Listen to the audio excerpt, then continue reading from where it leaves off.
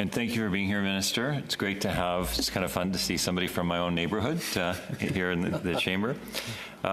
In your remarks, you made reference to Bill C-26 being just one piece within a more comprehensive housing plan that's being implemented across the country.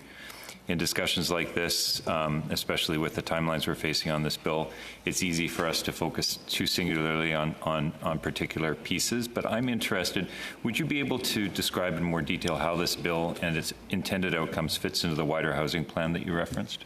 Minister. Thank you for the question, Senator.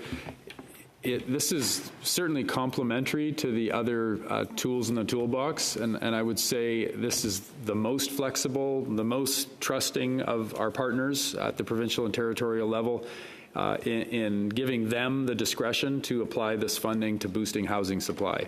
The many other tools that we have, I described earlier, Build Canada Homes, which senators have been deliberating upon, is a new agency that is currently within my department, hopefully to soon be a Crown corporation, with the flexibility, the tools to be able to acquire real estate, to develop, to have federal land in the toolbox, and to really focus on delivering affordable housing using Crown corporation tools if we empower it with that.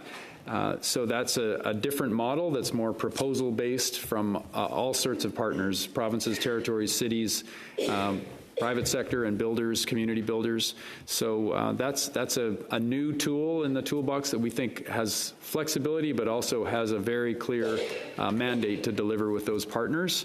And we have an array of tools that came from the National Housing Strategy that range from tackling homelessness with Reaching Home and the Unsheltered Homelessness Encampment Initiative to the Canada Housing Benefit and many other programs related that are in the National Housing Strategy that are more targeted. And this what we anticipate here with C-26 is much more broad, much more flexible, and I think it'll be really important for us to look at the outcomes here and see if is this a good tool going forward.